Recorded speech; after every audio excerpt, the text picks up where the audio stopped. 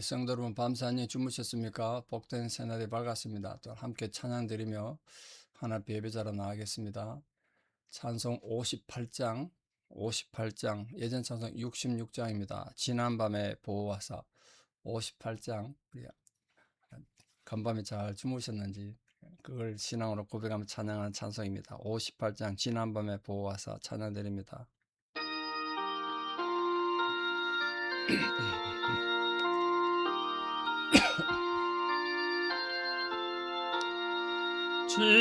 지난밤에 보호하사 잠잘 자게 했으니 고마우신 주의 은총 감사 찬송합니다.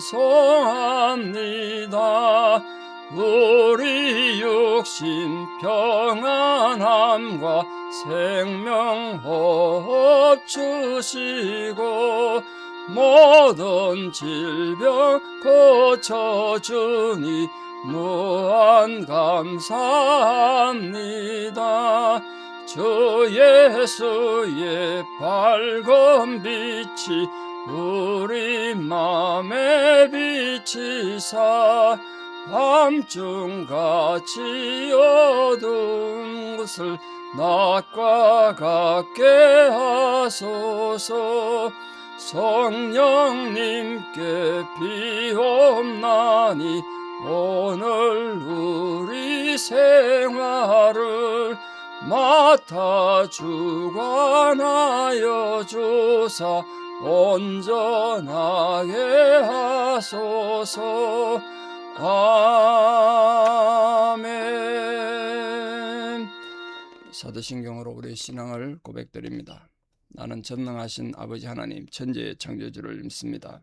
나는 그의 유일하신 아들 우리 주 예수 그리스도를 믿습니다.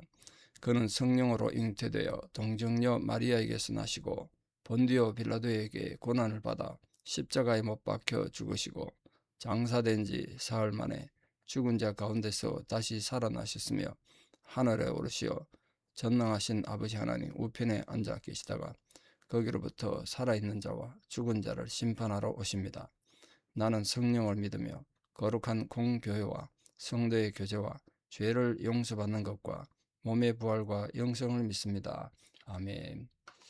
2026년 2월 25일 수요일 새벽입니다. 하나님 주신 말씀 욥기 36장 1절에 10절입니다. 욥기 36장 1절에 10절 봉독에 올립니다. 욥기 36장 1절입니다. 엘리후가 말을 이어 이르되 나를 잠깐 용납하라. 내가 그대에게 보이리니 이는 내가 하나님을 위하여 아직도 할 말이 있음이라. 내가 먼 데서 지식을 얻고 나를 지으신 이에게 의를 돌려보내리라. 진실로 내 말은 거짓이 아니라 온전한 지식을 가진 이가 그대와 함께 있느니라.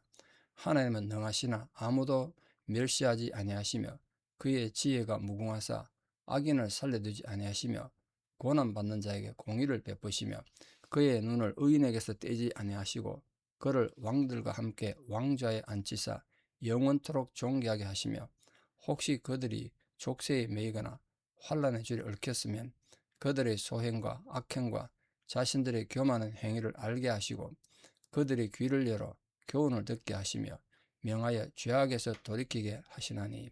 아멘. 이 엘리후에 계속된 예언인데요. 지금까지 엘리후는 욥의 하나님에 대한 이해, 하나님에 대한 신관이 잘못됐음을 지금 밝혀주기 위해서 계속 욥을 좀 공격했지 않습니까?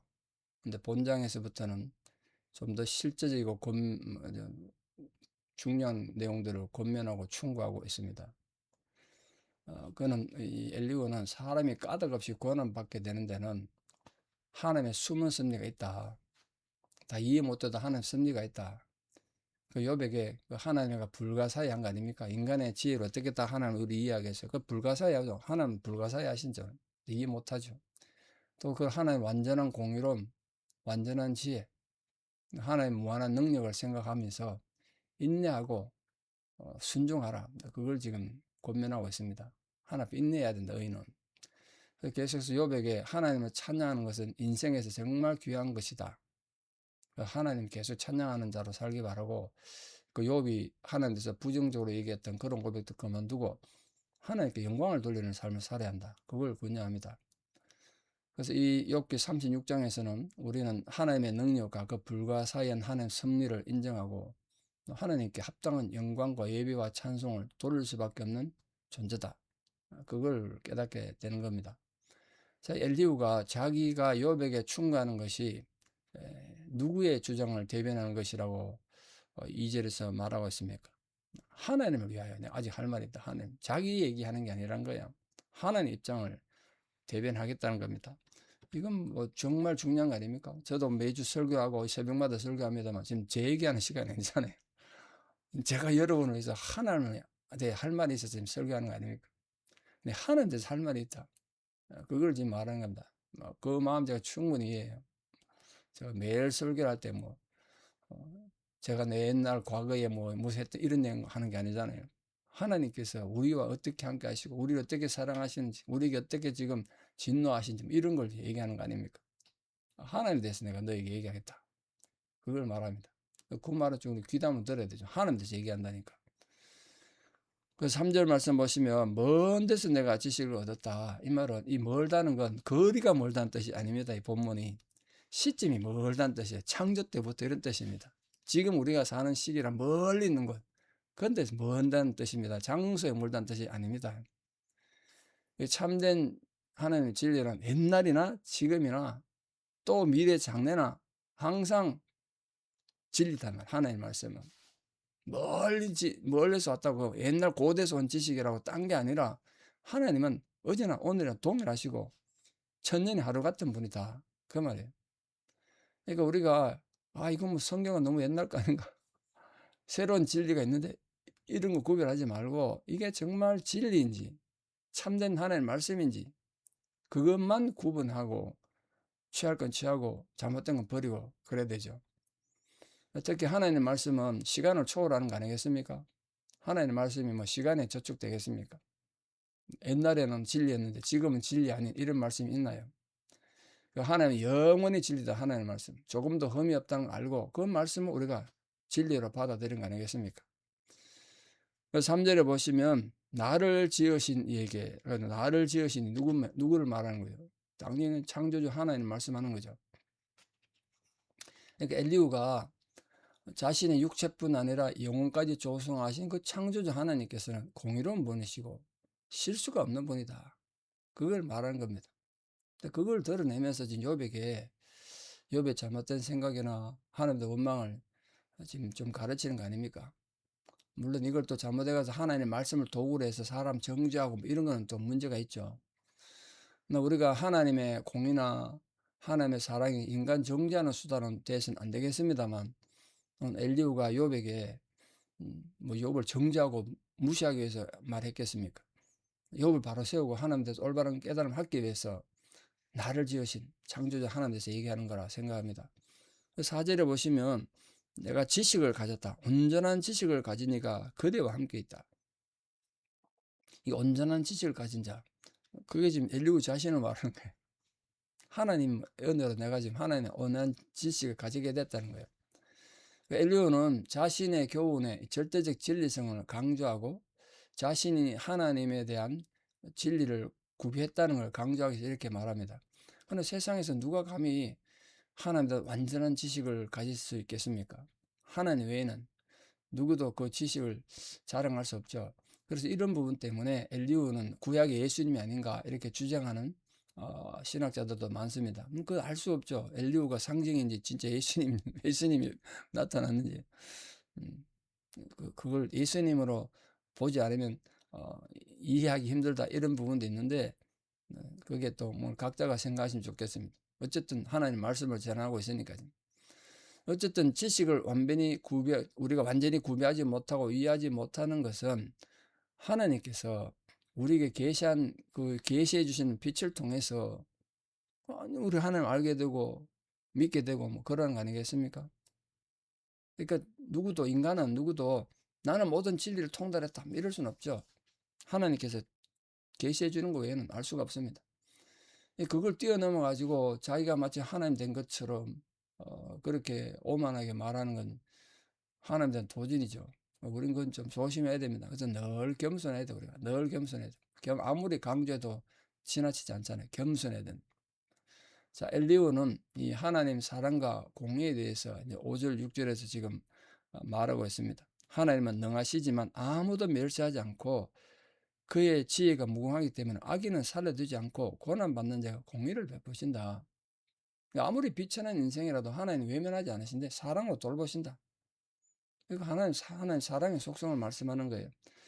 사실 이 자연 속에 아무런 가치 없게 생각되는 이름 모를 덜풀 하나, 연약한 벌레 하나조차도, 개미 새끼 한 마리조차도 하나님 은혜 가운데 있다는 거예요. 하나님 보살핌 가운데 있대요. 뿐만 아니라 하나님께서는 악인에게 완전한 파멸을 경고하심으로써 하나님 공의를 세운다. 그러니까 지금 너무 억울해하지 말라는 거예요. 욥보고. 이런 공의로움은 압박받는 자들, 고난받는 자들의 부르심에 하나님 응답하는 것이다. 그러니까 우리가 이 하나님 공의에 있는 하나님 사랑을 알 수 있죠. 지금 고통 가운데 있고 힘들고 어려운 상황 가운데 있는 분들, 그 좌절하거나 절망하지 마십시오. 하나님은 여러분에 관한 모든 것을 아시고 모든 계획을 갖고 계십니다. 그래서 엘리후는 의인에 대한 하나님의 철저한 보호를 어떻게 묘사했냐 7절에 보십시오. 그의 눈을 의인에게서 떼지 않는다. 눈을 의인에게서 떼지 않는데, 사실 하나님 사랑의 눈길은 인간이 어느 처지에 놓이는지 묻지 않으시고 계속해서 우리와 함께 한다는 거예요. 우리가 죄를 짓는 가운데도 우리와 함께 하시죠. 버리지 않으시고. 그리고 하나님이 의인에 대한 관심은 휴식이 없잖아요. 하나님은 쉬지 않으신다. 졸지도 주무지도 않으신다. 우리 의인된 하나님 백성들의 삶의 한 동작 한 동작 놓치지 않고 다 살피시는 분이시다. 더욱이 하나님께서는 의인을 보호하실 뿐 아니라 영원한 번영의 길로 인도하신다 되어 있잖아요. 영원토록 존귀하게 하신다. 영원토록 존귀하게 하신다.